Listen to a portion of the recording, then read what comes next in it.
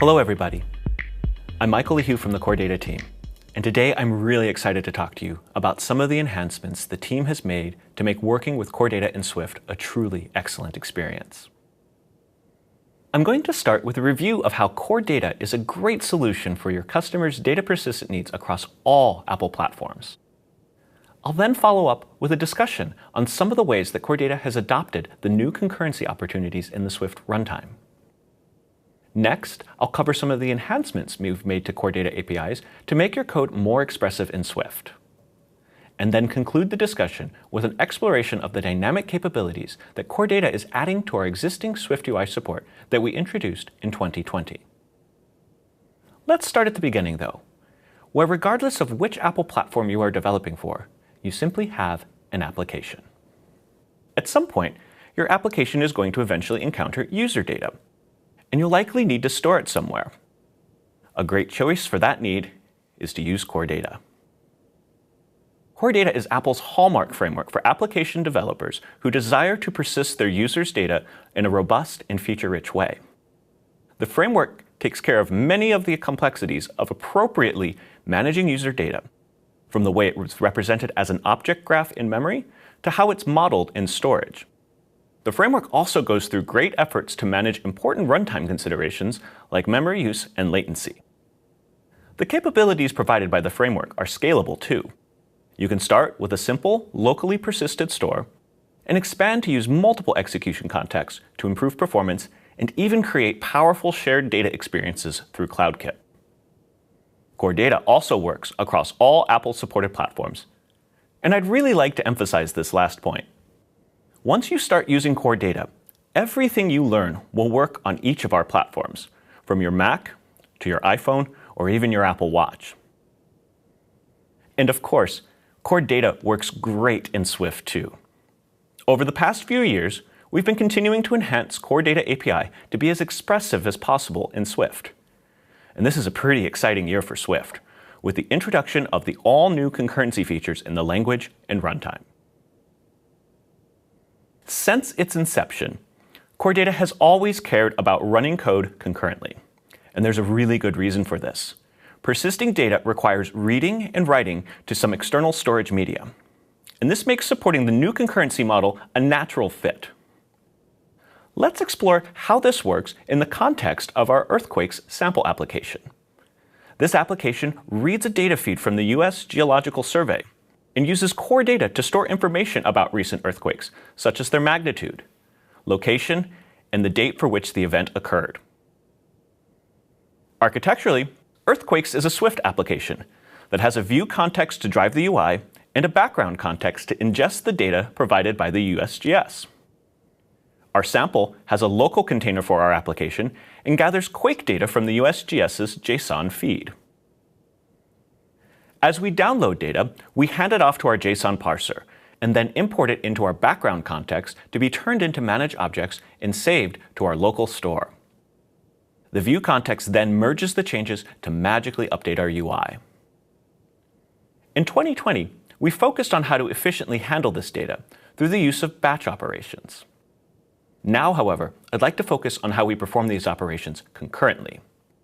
In particular, I'd like to focus on the 3 steps that we take to import data into the application. Step 1 is to download the raw data. And upon successful download, the application needs to convert it to our specific local representation. And finally, save the new objects into the persistent store. Let's go ahead and convert this to high-level code. I've abstracted each operation into its own function or closure. The app first retrieves the raw data from the server, processes it into a convenient local representation, and then imports the objects into Core Data by making a batch insert request on the background managed object context. Written like this, it is a bit easier to visualize potential bottlenecks. Loading data over the network would be a great opportunity to consider doing our work asynchronously. Converting might also be a place to consider. Additionally, importing the data into our persistent store seems quite opportune. Historically, though, in all of these cases, you would need to implement any such asynchronous mechanism yourself, or lean heavily upon a framework-specific implementation. Let's talk about Core Data's specific abstraction.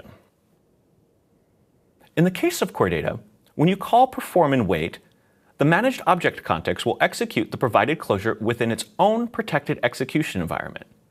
This can potentially tie up the calling thread until the work is complete. If we were to visualize this, we can imagine 3 blocks of code, which I've labeled before, during, and after. When our code runs, first the code labeled before gets a chance to execute on the originating thread. We then call perform and wait, and the calling thread will block until the work that happens during the closure completes. When that work is done, the code described after will execute.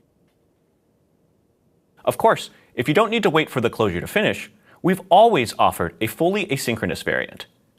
But new this year, Swift has gained powerful concurrency model with deep language integration, which allows core data to more accurately describe the intention of our API. The syntax is a bit different. You ask to await the results of the perform. But the mental model for using this new API is exactly the same that Managed Object has always supported. The benefit, however, is that the concurrency is no longer a hidden implementation detail, but instead deeply integrated into the Swift language. Because of this, the compiler can automatically prevent many common concurrency bugs, such as data races and deadlocks, and even efficiently make use of resources when tasks are known to be awaiting results. Let's go back to the code and see what using this in practice is like. As we saw, you ask to await an async declared function. This has the potential to suspend the calling execution context until the async function yields control by returning. It also seamlessly works with Swift's existing structured error handling by routing any thrown errors to the calling frame, just as you would expect. Now that we've seen an example of calling an asynchronous function, let's take a look at how they're declared by looking at core data's brand new way to perform asynchronous work within a managed object context. There is quite a bit of functionality packed into this small stanza of Swift code, but I'm only going to talk about a few important details, and then we'll jump into showing how you can use it in practice. Starting with the declaration of the new perform overload. You can see it's generic based on the kind of results that it can return, and is decorated with the new async keyword, which opts this function into the new concurrency capabilities in Swift. Perhaps the most significant facet of this new API is that the provided closure now allows you to throw an error or return a value, saving you the effort of routing these back to the calling frame by hand. Let's see how cool this is by exploring a few different scenarios. Historically, since the concurrency was hiding inside of our implementation, one of the only ways to route errors outside of a perform and wait was to close over an optional and then check it afterwards. This could be more complicated if you were using the fully asynchronous versions of perform, because you'd need to do a lot of plumbing by passing completion handlers around and making sure you use them consistently. With the new concurrency model in Swift, all of that plumbing is handled for you. Just try and await your asynchronous work, and if an error occurs, just throw it, and things will unwind to the calling frame naturally. So now we focused on errors. But what about results? Well, everything I've described works exactly the same. Let's look at a concrete example. Let's sketch out what we want to do before jumping into the code. For this example, I'd like to configure a fetch request to identify the number of earthquakes that have happened in the last 5 hours. As a sentence, this is a straightforward task to describe. But in code, we're going to need to reorder things a bit. We'll first need to figure out when 5 hours ago was, for which we can use the calendar APIs to calculate this in a robust way. We'll then configure a fetch request with a predicate in terms of that date and ask for a count result type. In code, it looks pretty much like our plan. We use calendar's offset API to calculate 5 hours before now, and then configure a Quake fetch request to return a count result with a predicate that matches the dates that we care about. Historically, returning results followed a similar pattern to the way we captured errors. You would close over any state that you needed to mutate, perform your computations in the managed object context, and then later use the result after regaining control. Now we can simply just try and await the result of our perform call, and return the result for perform directly to our calling frame. The rest of the code is exactly the same. It's only the by-hand value routing that we avoid, along with any potential bugs or nuances that code may have had. This new code is quite succinct and expressive. It is worth mentioning, however, that there are times where you should be cautious. Let's look at a different example to see why.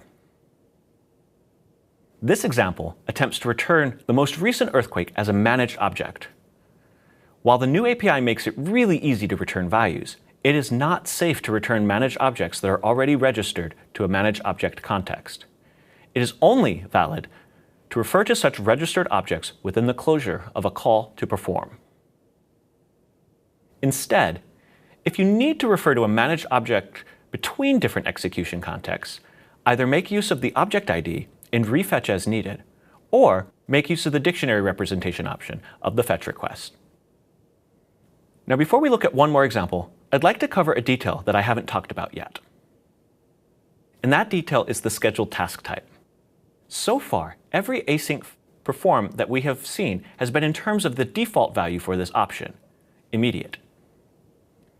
There's a second option called enqueued, and to understand the difference between these two scheduling approaches, it helps to think about what specifically happens inside a managed object context when you ask to schedule work.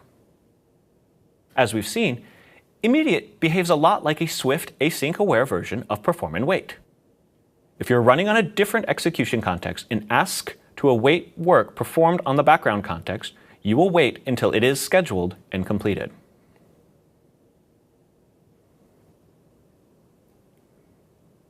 If you're already on the same execution context, however, the work will be optimistically scheduled right away. Enqueued, on the other hand, is a bit simpler. It simply always just appends the requested work to the end of the context work set, regardless of the affinity of the originating call site. Let's go ahead and look at one more example. All of these async features can be adopted by you as well. Here, I factored the import logic that we have been talking about into a new import quakes function decorated with the new async keyword. This function is in turn implemented in terms of other async functionality. Now anyone can await upon this new function to take advantage of the new concurrency features in Swift. Let's summarize what we've seen so far. Taken all together, this new API brings the support for Swift's structured concurrency right into core data. The new variants of the Perform API are just Swift concurrency-aware versions of the existing core data API you already know and love. We strongly encourage you to take advantage of this new API in your applications. Further, NS Managed Object Context is not the only type in core data that supports performing tasks within its protected concurrency domain. We're also adding similar API to both NS Persistent Container and NS Persistent Store Coordinator. The general shape and behavior of these APIs are quite similar to what I've already described. But with all that concurrent power, I would be remiss to not offer the advice of using existing debugging tools available at your disposal. Of course, the Xcode-provided address and thread sanitizers are incredibly helpful for catching bugs you might not even know existed. These can both be found in the diagnostics pane of the scheme editor's run settings. Each sanitizer detects different kinds of issues, including validating safe memory use assumptions and appropriate use of data from multiple threads. It's always a good idea to qualify your applications and their associated tests with both sanitizers before you release your software to your community of users. And while the sanitizers are useful in all contexts, I also want to highlight that core data provides a special runtime flag that you can enable to get more domain-specific help. By enabling this option, core data will turn on a number of useful assertions to validate internal locks and confirm appropriate use of various core data types. Adopting Swift concurrency support is not the only change made to core data this year. Every new API that we are introducing, from CloudKit sharing to the new Spotlight integration, has been crafted with its presentation in Swift in mind. This year, we have a separate session for each of these topics, and I encourage you to check them out.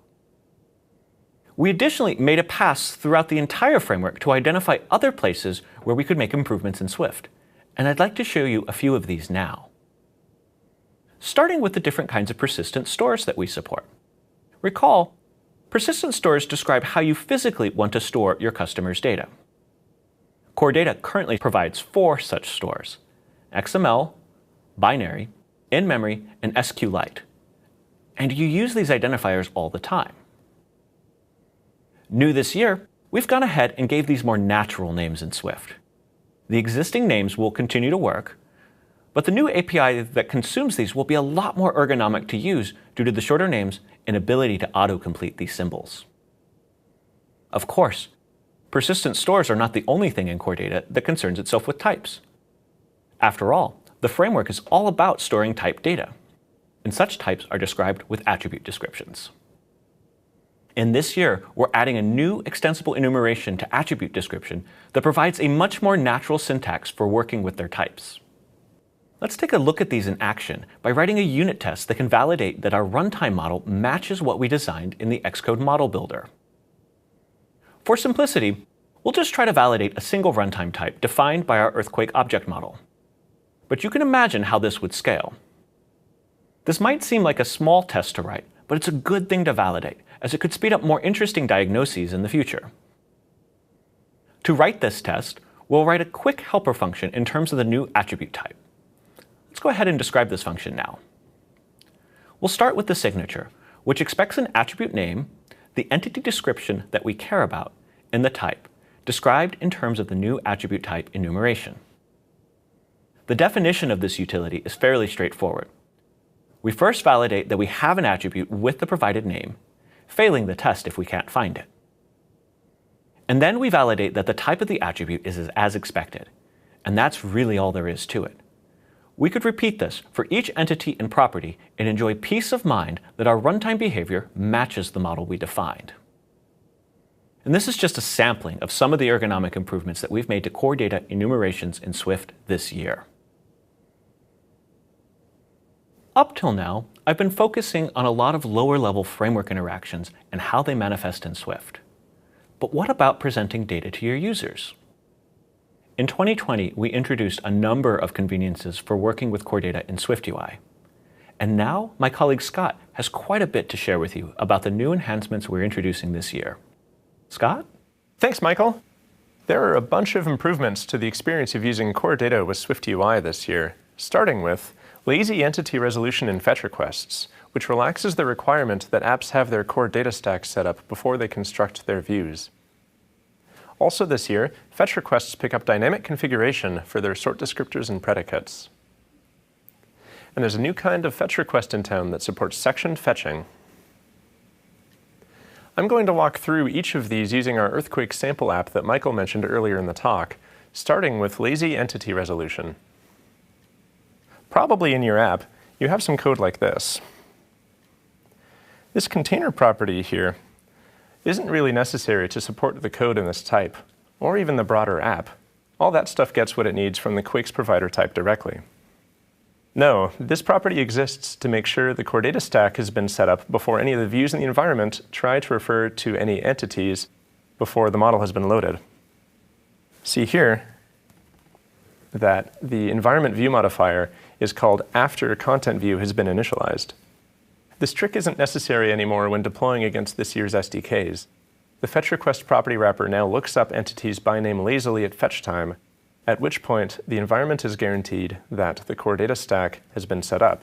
So it's now safe to delete this property and just refer to the Quakes provider shared container directly in the environment call. Moving on to some new APIs, fetch request now supports dynamic configuration.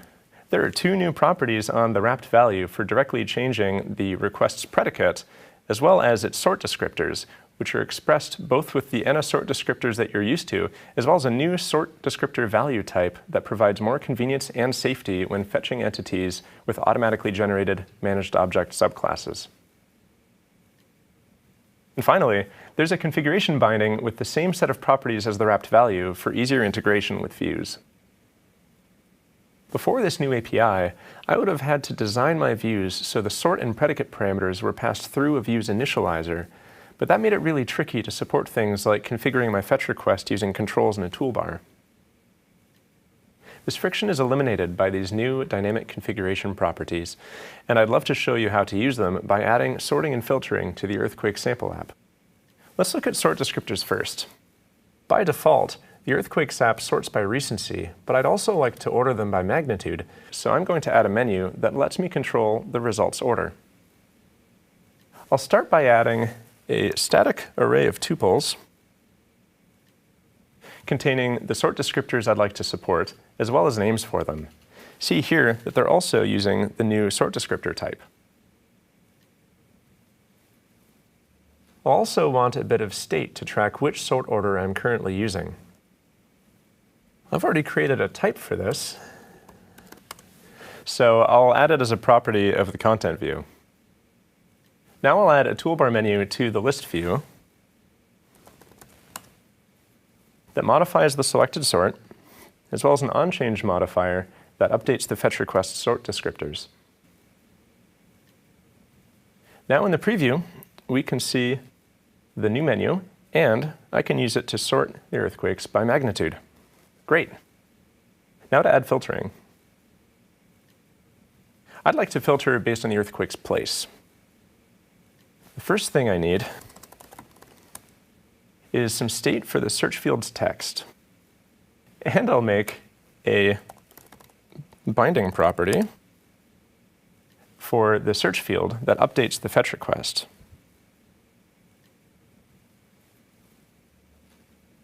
With those in place, all I need is the UI. Conveniently,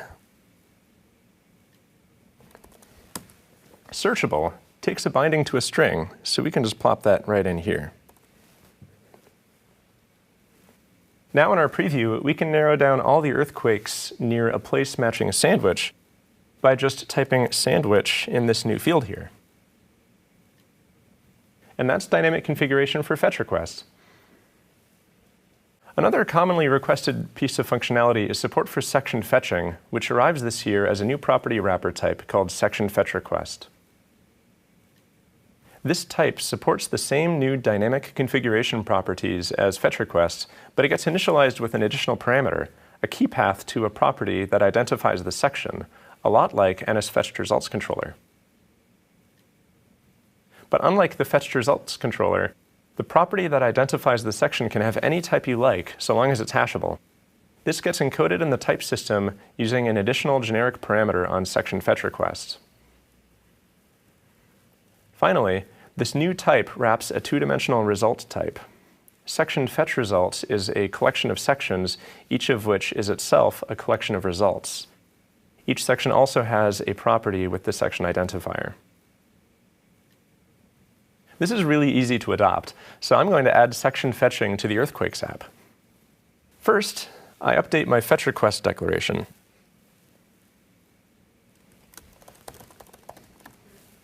Quake already has a property for day, so I'm going to use that for the sectioning key path. Next, I need to update the body property.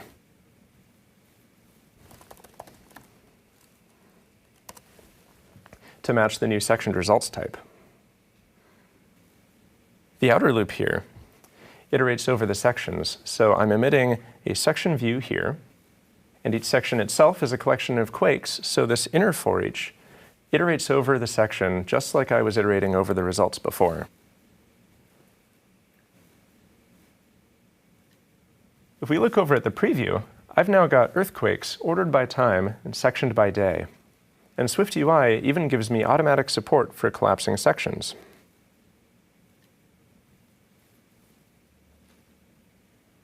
This new section fetch request type supports the same dynamic configuration properties as fetch requests, as well as an additional configuration property for the section identifier key path. This is super important because it's not actually safe for us to change the sorting anymore. It could cause the sections to be discontiguous because time and earthquake magnitude aren't perfectly correlated, which is probably for the best. To fix this, I need to update the sorts up top so each has a corresponding section identifier key path. Next, down in the toolbar, I need to update the section identifier key path each time I update the sort descriptors.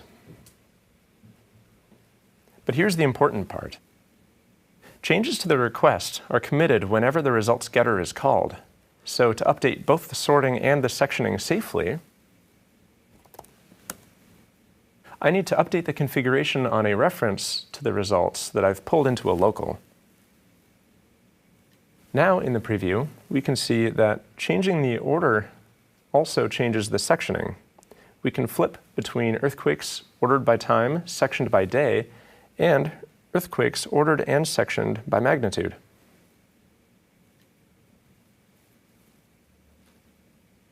And there we have it. Lazy stack initialization, dynamic configuration, and section fetching, all easily applied to an existing app using iOS 15 and macOS Monterey. So, to recap, Core Data is your one-stop shop for managing your app's data persistence needs across all of Apple's platforms. It harnesses the new concurrency features available in Swift through a new Perform API, and still has powerful thread safety debugging built right in. It's got new enumeration interfaces that make store and attribute types even more natural to use in Swift, plus CloudKit sharing and Spotlight integration. And it's easier than ever to connect your data to your views using SwiftUI with dynamic configuration and section fetching. There's lots more new stuff to learn related to these topics. We suggest checking out the collections Simplify with SwiftUI and Meet Swift Concurrency. And that's it. I'm really looking forward to seeing what you all build with these new APIs.